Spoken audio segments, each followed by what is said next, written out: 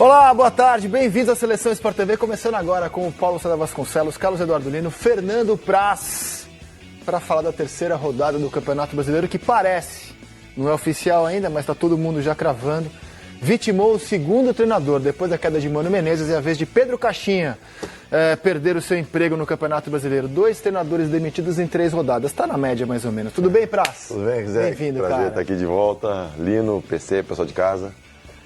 Cara, treinador, arbitragem, o campeonato tá cheio de assuntos fora das 4 linhas, né? É que a arbitragem pegou leve nessa rodada, Não, né? eu falei porque, sabe por quê? Eu comentei uma confidência que eu estava no aeroporto, agora vindo para cá, e eu encontrei um grupo de 8 ou 10 árbitros que estavam chegando no Rio de Janeiro para ir para um período de treinamentos aqui no Rio de Janeiro. Finalmente fizeram, né? Eu acho que tem um time que tem motivo de reclamar, não só da rodada, mas do campeonato inteiro, é o Sport, pra mim, né? Primeira rodada contra o São Paulo, marcaram um pênalti que não existiu. Na segunda, a favor do São Paulo, na segunda marcaram um pênalti que não existiu, a favor do Palmeiras. E pra mim, sábado, foi falta do Verratti, no gol validado. Se tem um time que eu acho que pode realmente estar com a cabeça inchada e estar bravo com a arbitragem nessas 3 rodadas, na minha opinião, é o Sport. Tudo bom, Lino? Boa tarde, hein? Bem-vindo ao Seleção. Bem, Rezec. Praz, PC, amigos. Você me deixou inquieto com uma observação, assim, e eu ainda estou refletindo sobre ela, vou formar opinião, prometo a vocês em breve. Mas o Dorival Júnior tem o Neymar na cabeça há algumas semanas, né? O que eu vou fazer com o Neymar na seleção? Coloco aqui, flutua. Ele começa jogando ou eu boto ele no intervalo depois, convoco ou não convoco? Em que condição eu convoco ele? Como é que... O Neymar atormenta o Dorival já há algumas semanas. O Neymar atormenta o Tite há anos, né? Então, são 2 caras cortados para pegar o Santos. É provável que seja o Dorival.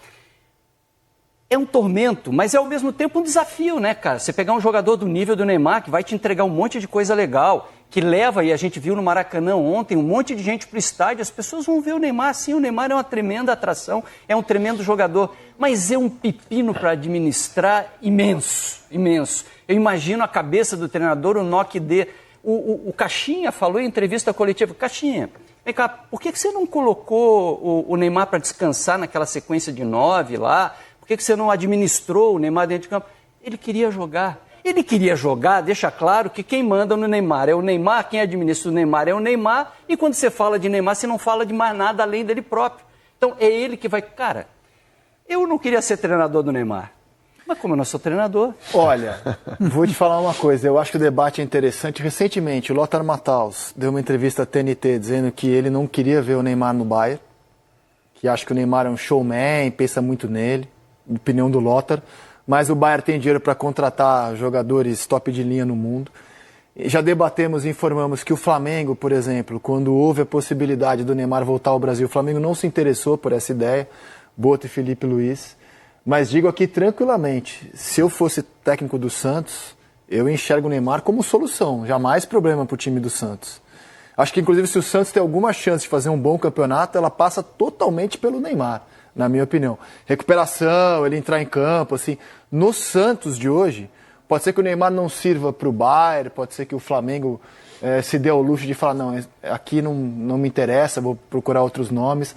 Mas no Santos de hoje, eu acho que o Santos tem que torcer muito para o Neymar voltar ali a 60%, 70% para o Santos ter alguma chance de fazer um bom campeonato. Assim que eu vejo. No Santos de hoje, acho o Neymar solução e não problema, se ele conseguir ter uma sequência. E você, PC, boa tarde, bem-vindo. Salve, André, Fernando, Lino, quem nos acompanha. Não, o Neymar, a grande questão que envolve o Neymar é a sequência de jogos. Se ele tiver sequência de jogos, ele sempre será uma solução. E no caso do Santos, tem um prazo de validade também, né? O Neymar, a princípio, não jogará o Campeonato Brasileiro inteiro pelo Santos. Até o meio do ano, e a partir daí pode continuar no Santos, como pode surgir proposta de algum outro mercado, e o Neymar ir para esse outro mercado inteiro. Hoje eu estava pensando até sobre isso. Sem nenhum tipo de lesão, ou esses períodos. Agora, ontem, quando ele entrou em campo no segundo tempo, isso aconteceu 40 dias depois do último jogo. Foi? Uhum. Quer dizer, é muito tempo, né? Se ele conseguir ter essa sequência, ele sempre será um jogador útil. Acho que o problema, isso certamente também será motivo de preocupação para quem vier a dirigir a seleção brasileira é a sequência. Né? Vamos pensar o seguinte, e isso ninguém pode garantir, tá? Nós estamos há pouco mais de um ano da Copa do Mundo, estamos em abril. Se nós imaginarmos que de abril de 2025 até abril de 2026 o Neymar não tiver nenhuma lesão, ele certamente será convocado para disputar a Copa do Mundo.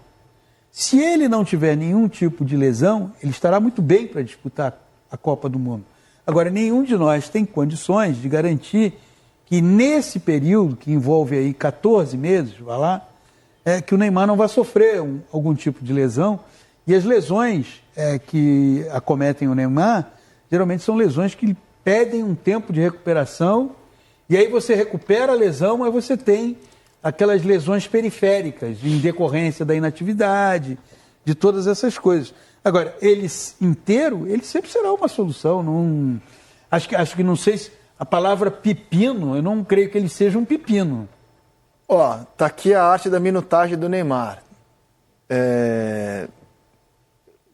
Vou tentar puxar de memória. Contra o Botafogo, a estreia dele. A gente, minutagem sem os acréscimos, é assim que se mede estatística no futebol. Ontem, por exemplo, ele ficou em campo 52 minutos, porque foram 7 de acréscimo. A gente conta 45 quando é um tempo. É assim que funciona a estatística no futebol. Na estreia dele, eu acho que ele jogou bem contra o Botafogo. Aí o jogo seguinte, ele não foi bem, era um domingo, 4 da tarde, em Novo Horizonte, um calor dos infernos. Ele e o Santos não foram bem. Ele já havia desses 45 minutos, né? Contra o Corinthians, eu acho que ele não fez um grande jogo, ele perde inclusive a bola do segundo gol corintiano, ficou 68 minutos. Aí depois ele jogou 85 minutos, a primeira vez que ele faz um jogo inteiro, ele é substituído para ser aplaudido, e acho que ele fez um bom jogo, marcou um gol e deu uma assistência. Na sequência, estou falando aqui do jogo contra o Água Santa, na sequência foi o Noroeste, ficou 70 minutos em campo. Depois a Inter de Limeira, ele jogou toda a partida, fez um gol, deu 2 assistências, foi o melhor jogo dele, em que pese a fragilidade da Inter. E aí a partida em que ele se machuca, contra o Bragantino, ele estava jogando bem, e aí ele marcou um gol, e é a partida em que ele se machuca. Foi 21 de fevereiro, se não me engano. E volta a atuar depois de 42 dias contra o Fluminense. Não acho que ele tenha feito um bom jogo, nem esperava isso dele, acho que inclusive ele caiu em relação aos últimos jogos, normal para quem não atuava fazia tempo.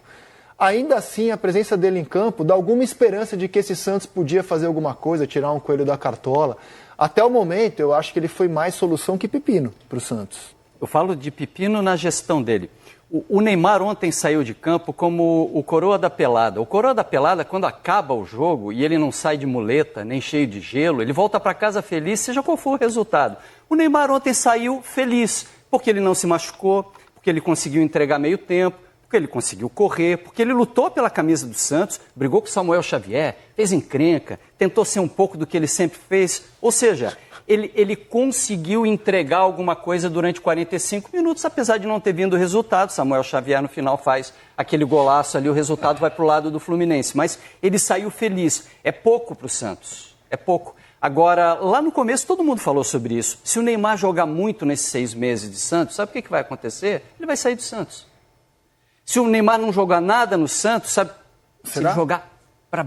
Eu tenho essa sensação de que se ele estiver voando bem fisicamente, no meio da temporada agora... Assim, para reforçar o que você está dizendo, se o jogo de ontem marcar um reencontro com partidas sem mais interrupção, né, não tem mais lesão, até o final desse contrato com o Santos, você vai ter um Neymar com uma visibilidade muito maior. Um Neymar que vai despertar interesse.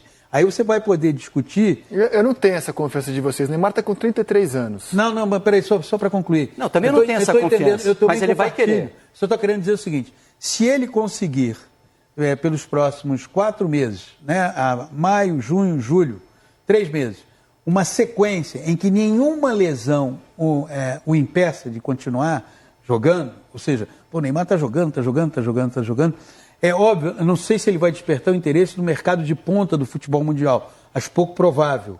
Mas ele despertará o interesse de algum mercado. Eu assim, até Agora, tem que não sofrer de lesão, né? pegando o que disse já o pai dele, que é a reta final da carreira, do sonho do Neymar de ter o fechamento de uma Copa do Mundo que um jogador do talento dele merece, uma Copa do Mundo disputada sem sofrimento, sem lesão, do começo ao fim, em alto nível. Ele deu muito azar, essa que é a palavra que eu acho que dá para usar em Copas do Mundo. Ou não chegou bem, ou quebraram ele durante a Copa, como foi em 14.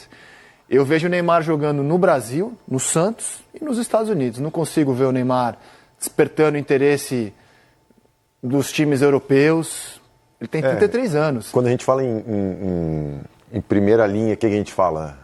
City, Bayern, aí eu Milan. acho muito complicado pela questão de valores e a questão de encaixe dele dentro do grupo, né, do processo. Porque ele não vai estar que nem no Santos, que ele sobra. Ele estaria num meio em que seria muito mais difícil ele se sobressair da maneira como se sobressai aqui. E o Rizek toca num ponto da última Copa do Mundo, né? O Santos, para mim, e o Brasil, é o cenário ideal para ele se preparar, porque aqui ele controla tudo. Aqui ele pode controlar, que nem ele falou, eu quero jogar, eu não quero jogar, eu quero fazer isso, eu acho que eu estou precisando trabalhar mais a parte física, então eu vou ficar fora desse jogo. Ele consegue controlar tudo isso. Num ambiente de top na Europa, ele não vai conseguir controlar isso, ele vai ter que entregar. E aí, então assim, e pensando em Copa do Mundo, em projeção de carreira, em reta final de carreira, pelos 33 anos, sei até quanto tempo vai jogar. No futebol brasileiro é o melhor cenário. É a melhor solução. Sim. Agora, eu acho que o importante, eu vejo para o Neymar duas possibilidades, ou ficar no futebol brasileiro, ou a Liga Americana. Não vejo, até pelo nível de competitividade, lá estão na Liga Americana o Messi e o Suárez. Só para, quer dizer, 2 jogadores. E ele, esses 3 foram responsáveis por momentos históricos do Barcelona nesse século.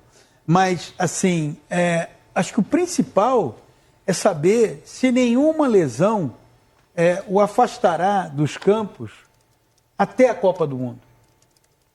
Porque cada vez que tem uma lesão, e cada lesão, ela não é uma lesão de parar 10 dias. Você vê a última agora, voltou ontem a jogar 42 dias depois. Quer dizer, é um tempo. O Fernando foi atleta, sabe que não é assim, você voltou, quando termina o jogo, tem que iniciar um trabalho de recuperação. E aí, será que vale a pena escalar de novo quarta-feira? Mas quarta-feira começa o jogo, entra de novo no segundo tempo.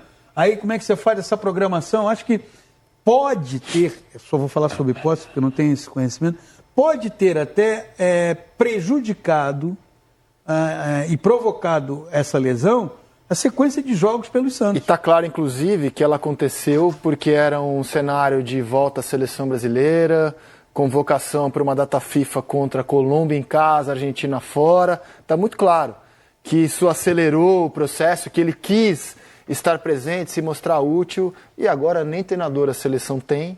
E nem o Santos. Talvez o Neymar tenha provado que ele não é capaz de fazer essa administração.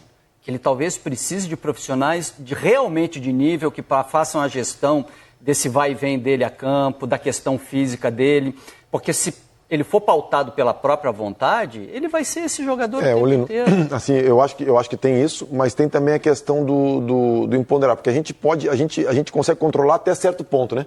E aí o que o Rizek falou, tem o lado ruim e o lado bom. O lado bom de que muita gente fala, não tá nem aí pra seleção. Não, dá pra ver que ele quer voltar, que ele fez todo o planejamento ali no Santos para voltar pra seleção. Então não é um cara que não tá nem aí.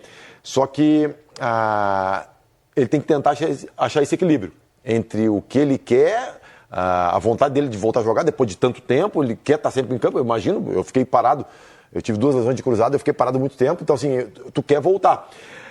E conseguir equilibrar com essa questão de gerir o risco, né?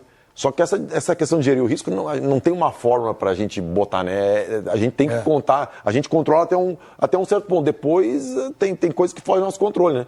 Mas, voltando, eu acho que, pensando como o Fernando Praz, eu acho que não pensando na carreira do Neymar financeiramente, pensando com a minha cabeça, o cenário ideal para o Neymar seria ficar no Santos até a Copa, pelo menos, para conseguir controlar tudo isso, porque, cara, em outro nível é difícil. Perguntei para vários tricolores que foram ao Maracanã ontem, um dos públicos bons da rodada que a gente teve, e assim, falei, a galera foi para ver, aumentou o público para ver o Neymar? E assim, a resposta que eu ouvi a galera foi ver o Fluminense, que vinha de uma vitória contra o Bragantino, e é claro que a presença do Neymar torna o jogo mais atrativo, né? Eu, por exemplo, se não trabalhasse ontem aqui no Sport TV, adoraria o Maracanã. Ver um Fluminense e Santos com o Neymar em campo é uma atração. E o Fluminense, pela segunda vez com o Renato no Campeonato Brasileiro, vamos colocar já as coisas do jogo, por favor, produção. O Fluminense marca um gol no apagar das luzes. Será que tem alguma mensagem aí? Estreia do Renato, gol no finzinho contra o Bragantino, do Martinelli, aos 47 do segundo tempo. E ontem, gol aos 50 do segundo tempo. Será que não tem uma mensagem aí? Que pelo menos acreditar até o fim, batalhar até o fim. Este não é um pecado do Fluminense. Muito diferente do Fluminense da estreia, daquele Fluminense apático, que foi um sparring para o Fortaleza. A gente viu dois times, se não brilhantes, dois times que até o fim martelaram e conseguiram a vitória na base da insistência. E eu vi uma evolução, sinceramente. O Fluminense que ontem jogou contra o Santos, para mim já estava melhor do que o Fluminense que havia derrotado o Bragantino no fim de semana passado, já rodando os melhores momentos, por gentileza. Vocês viram essa mesma evolução? Assim, eu vi. O Rizek, essa questão de lutar até o fim, isso é sintomático da troca de treinador, né? Assim, porque o Mano, quando ele assume o Fluminense estava numa situação horrível no Campeonato Brasileiro, né? Depois que o Dini sai, pontuação baixíssima, e o Mano consegue essa reação. A gente tem que entender, nesse grupo do Fluminense, que tem algumas peças diferentes do grupo do ano passado, como é a reação. Por isso que assim, é importante o cara saber de parte técnica, parte tática, parte física, mas a gestão de pessoas, ela conta muito também, para entender até que ponto o Renato tem que apertar e tem que afrouxar nesse grupo, né? Porque uma simples mudança de treinador, ela pode trazer alguns benefícios automáticos, né, nessa questão, mas depois, com o tempo, as coisas se assentam e param de ser novidade. Então, o trabalho do Renato em relação a isso, a parte tática vai ser importante, mas em questão essa parte mental também, acho que é determinante. O relacionamento parecia esgarçado, né? Me parece que qualquer lugar onde o relacionamento está esgarçado com quem lidera... São perfis bem diferentes, né? Eu acho que essa troca fez sentido para isso. Né? Essa troca, ela tem esse aspecto, né? Só dá Fluminense no jogo. Olhando o contexto, não se pode tirar a importância do Mano naquele período em que ele assumiu o Fluminense e contribuiu para que o time não fosse rebaixado. O cenário era um cenário de iminente queda e o Fluminense, na última rodada, no Allianz Parque, ganha do vice-campeão brasileiro.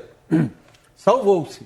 Agora, esse ano, a relação estava esgarçada e aí qual foi a sabedoria também da direção do Fluminense? Vamos procurar alguém que cultive as relações. Esse é o trabalho do Renato. O Renato é um cara que cultiva bem essas relações, está incutindo nessa equipe o desejo de perseverar. Você não ganha 2 partidas no último minuto se você não estiver perseverando, se você não estiver acreditando, se você não estiver buscando. Quando você se conforma com o resultado, vamos lá, está 1-1 com o Bragantino, tá bom, não estamos perdendo, não vamos correr risco. Está 0-0 com o Santos, tá bom, não estamos perdendo, não vamos correr risco. Não. Continua, o gol de ontem, ele sai de uma troca de passe do Fluminense, vem um passe meio espirrado do Arias para o Samuel ainda conta com um desvio que derruba o goleiro do Santos. Matou o Brasão. O Brasão fica sem possibilidade de reação. Agora, é óbvio... E o futebol é danado, porque o Samuel Xavier tem uma história com o Neymar. O Neymar, quando era jogador do Santos, e o Samuel do São Caetano. O Neymar dá um drible desconcertante. Impressionante aquele drible. O Samuel... Não esqueceu. Vai cair... Não esqueceu. E nesse jogo também teve provocação pra cá, provocação pra lá. Beleza. Pausa. Corta pro jogo de ontem. Dedo no olho. Né? Torcida do Fluminense xingando o Neymar, Samuel fazendo coro, batendo boca com o Neymar durante o jogo. Acho que ele marcou bem o Neymar, ontem inclusive. E aí a partida acaba com um gol do Samuel Xavier. Cara, assim, futebol tem dessas coisas. A crônica é maravilhosa. A crônica é maravilhosa. Do jogo o complemento do jogo de ontem. Tem uma imagem no fim, que depois que faz acho que é na Globo.com que eu vi. Ele separa a tela do lance do Samuel e o Neymar. Aí o Neymar... Esse jogo de 2013, cara, olha lá, aplausos, ironias, troca de farpas. Aí ontem, o troco. Aí o Neymar vai pro meio do campo, ele que tá acompanhando o lance. Ele tá acompanhando o lance, daí faz o gol e fala assim... Que o Dudu Tipo Samuel assim, Xavier. não, logo ele. Logo ele. Porra, né? Logo Não ele. é possível. Logo ele. Não, e o legal da história é que o Samuel estava marcando o Neymar de forma perseverante ali. Ele estava o Sim. tempo Não, inteiro. tem uma bola que sai pela lateral que Ele vibra. E ele larga o Neymar naquele momento e consegue complementar aquela jogada. O segundo tempo foi o pior tempo de jogo que eu vi no Campeonato Brasileiro. Eu não diria nem na temporada, porque estadual tem coisa pior. Mas no Campeonato Brasileiro, eu não vi tempo Sério? tão ruim. O segundo tempo foi horroroso, Isaac. É? Não Não acontecia achei tão ruim nada. assim, não. O próprio lance do gol é um retrato do que era o segundo tempo. É um pinball, a bola bate num, passe era um, parou, vai no outro, o goleiro se antecipa, vai pegar a bola no canto direito, ela desvia no cara, vai parar na gaveta do lado esquerdo. O gol do Fluminense é o retrato do que foi o segundo tempo. O segundo tempo é horroroso. Acho que eu sei lá, tava me divertindo, cara. Neymar em campo, a treta com o Samuel Xavier, o Galvão narrando na Prime. Falei, cara, tá divertido isso aqui, cara. Eu me diverti a beça no jogo de ontem, cara. É. E achei que no segundo tempo, por exemplo, com a entrada do Ganso, cara, como acho que foi você mesmo falou, né, que o Ganso é um jogador de outro tempo. E é justamente por isso que é bonito ver o Ganso jogar. Eu achei bonito, cara, ver o Ganso entrar, dar aquele toque pro René que ele desperdiçou. Eu acho que o Santos foi muito mal no jogo. O Fluminense tentou o tempo todo. E eu acho que o Fluminense subiu de patamar, assim, subiu de nível a atuação dele em relação ao que ele fez contra o Vai ter que achar um Bragantino. lugar pro Ganso no time. Ah, não, o Ganso vai jogar, cara. eu acho que o Ganso... Eu acho que o Fluminense sai bem do jogo de ontem. O Santos sai muito mal. Sai muito mal. O Fluminense sai bem pra mim do jogo de ontem. Tanto, vou primeiro pelo vencedor. Acho que o Ganso é o tipo de jogador que o Renato gosta de ter. Ele, naquele Grêmio, que é campeão da Copa do Brasil, Douglas, que é campeão da Copa Libertadores, o Renato gosta de ter esse jogador. Primeiro porque o Renato é um técnico com um olhar essencialmente ofensivo, de bom trabalho de bola, é um técnico que não fica querendo trabalhar de forma direta, muito pelo contrário, o jogo tem que ter uma construção, e para que tenha essa construção com refinamento, se já teve o Douglas, tinha o Michael, e agora tem o Ganso, é esse jogador que pode... Do lado do Santos, eu acho que aí sim... O Renato tentou recuperar o Luan. Tentou recuperar o Luan, porque ele o tempo preza. inteiro acreditou O nele. Renato é um técnico que ele preza duas coisas, penso eu. Primeiro, a qualidade do relacionamento. Né? E aí traz muito da bagagem dele quando jogador, para poder decifrar os jogadores. Porque nem sempre, você sabe disso melhor do que qualquer um de nós, o jogador se manifesta, né? O jogador muitas vezes quer que você o desvende, porque ele não vai dizer o que está acontecendo. O Renato, eu acho que tem esse olhar apurado, essa sensibilidade. Segundo, ele vai querer fazer com que esse Fluminense jogue e explorando, penso eu, uma espinha formada por Fábio no gol, Thiago Silva, entrando Ganso, Arias e Cano. Eu acho que são esses 5 jogadores que vão formar a base do Fluminense para a temporada. E acredito que em cima disso, o Fluminense tem condições de fazer um campeonato muito mais tranquilo do que foi o campeonato passado. Porque o Fluminense, primeiro, rejuvenesceu o seu elenco. Ele, ano passado, sofria com Mas você está projetando só um campeonato tranquilo? Eu acho que o Fluminense tem condição de brigar entre os 8 primeiros, Não, quando eu beliscar a digo vaga na tranquilo é Libertadores. longe, primeiro longe de... primeira página de tabela. Tranquilo é você fazer um... Você tem um campeonato tranquilo quando você está o tempo inteiro na primeira página da tabela. Quem eu acho que tem que se preocupar com essas coisas, e o início do campeonato vai apontando isso, é o Santos. Primeiro porque é um time que está voltando da Série B. Todo mundo que volta da Série B, a gente pode rodar o Santos no Campeonato Brasileiro até aqui. E todo mundo que volta da Série Tirando B... o Grêmio de Soares, que foi um... Mas aí você citou bem, né? Não, o Corinthians também foi uma exceção no ano que voltou. Há exceções, mas a regra é voltou da Série B, você demora um tempinho, né, para ficar do tamanho que você tem normalmente. Quando, no primeiro ano de SAF também foi bem na volta de Série B. Sim, com o investimento da SAF e tal. O Santos, eu acho que ele tem que ficar ligado, porque o começo de Campeonato Brasileiro liga um alerta. Ele perde do Vasco em casa na primeira rodada. Ele empata com os reservas do Bahia 2-2 na Vila Belmiro. E para mim foi completamente dominado ontem. Foi o jogo de um time só. Não foi brilhante o Fluminense. Contra o Bahia, eu fiz o jogo, o Bahia... Melhor que o Santos. Óbvio, não com posse de bola, mas na proposta de jogo, muito mais perigoso que o Santos. Então até aqui acho que são sinais ruins do Santos. Perde do Vasco, empata com os reservas em casa do Bahia e é dominado pelo Fluminense no Maracanã. Eu acho que são sinais assim, de alerta. E eu não, sinceramente, assim, embora o mundo ideal seja de manutenção de técnico, eu me questiono o que levou o Santos a apostar no Caixinha. Não só o Santos, o Caixinha foi disputado esse Ele ano. é português. Cara. Foi disputado. O Grêmio quis, Vasco quis, Ô, Rizek, Santos quis. Sinceramente, eu queria Ele é entender, português. cara. E qual era o outro que tava. Que negou o Santos, até que o Santos ficou o treinador do Grêmio, Quinteiros? Quinteiros. Então, assim, um que agora também está na Berlinda em outro time. Há uma distorção na avaliação do trabalho do técnico que não tem passaporte brasileiro. E isso é inegável por parte dos dirigentes de clubes brasileiros. O Corinthians chegou a lá atrás também se interessar pelo Caixinha. O Pedro Caixinha, se fosse brasileiro, demitido do Bragantino, com o Bragantino já se encaminhando para a área de rebaixamento, fazendo um campeonato ruim. Na temporada anterior, quando poderia liderar o campeonato, mancou. O Pedro Caixinha, se fosse brasileiro, ao sair do Bragantino, não teria tantas ofertas assim. Eu não estou aqui querendo desqualificar o trabalho, que é o seguinte: uma boa parte de dirigentes dos mais variados clubes espalhados pelo Brasil está hoje olhando o sotaque, não está olhando qualidade, capacidade. A gente está fazendo uma lista aqui, né? Exato. O técnico português é bom, muito bom. Eu joguei lá, eu trabalhei lá, é bom. Mas vamos pegar aqui, a gente restringe essa lista. A gente olha Jorge Jesus, Abel Ferreira, Arthur Jorge e Luiz Castro. Tem muito, nós tem muito.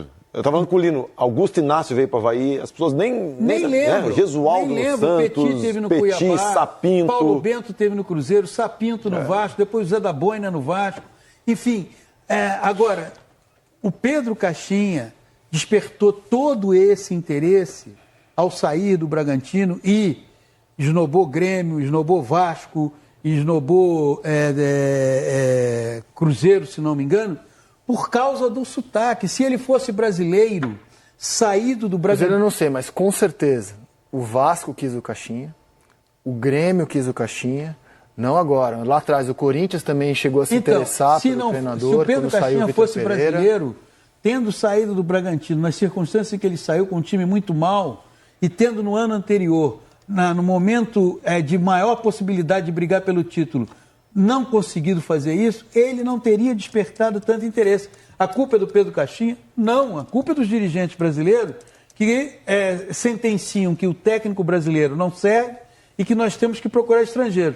Se tem esse pensamento, procura também alguém que seja altamente qualificado. É mais fácil, né, PC? É mais fácil trazer um treinador de fora que não venha com rejeição. Se a rejeição vai se tornar forte depois ou não, é uma coisa. Mas tu ganha ali um prazo que muitos brasileiros não têm. Só para reforçar o que você está dizendo. Há 2 semanas, um dirigente de clube falou assim, não, o técnico português, não, ele chegou, deu uma dura. Se é brasileiro, os jogadores não iam respeitar, não. Mas como ele veio de fora, é esse o pensamento. Mas daí a culpa não é do jogador nem do treinador, é culpa do diretor. Deixa eu trazer informações da queda do Pedro Caixinha. A gente vai a Santos ao vivo com o Murilo Tauro. Murilo, boa tarde, bem-vindo ao Seleção. Fala, Rizek, boa tarde para você, para o Praz, para o Lino, para o PC, para todos que estão acompanhando o Seleção nesse dia importante para o Santos. Hoje, o clube completa 113 anos de fundação. O dia começou com festividades aqui na cidade, lá no Monte Serrat, ponto mais alto da cidade de Santos. O hasteamento da bandeira, que acontece todos os anos, aconteceu de novo nesse ano. Uma missa foi celebrada para comemorar os 113 anos do clube, mesmo um dia depois da derrota para o Fluminense. O presidente esteve lá, membros da diretoria, ídolos do Santos, o Negreiro estava lá, o Pepe, o Manuel Maria. Clima de comemoração, pelo menos na manhã, de manhãzinha cedo, aqui na cidade de Santos. Depois disso, o presidente Marcelo Teixeira concedeu entrevista coletiva para os jornalistas que estavam lá na cerimônia e indicou que hoje poderia ser um dia decisivo para o técnico Pedro Caixinha.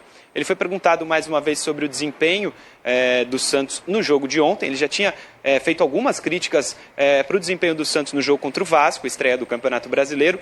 Disse que não gostou do jogo de ontem e que iria para o CT conversar com o CEO do clube, o Pedro Martins, para tomar alguma decisão, seja ela a permanência ou a queda do Caixinha.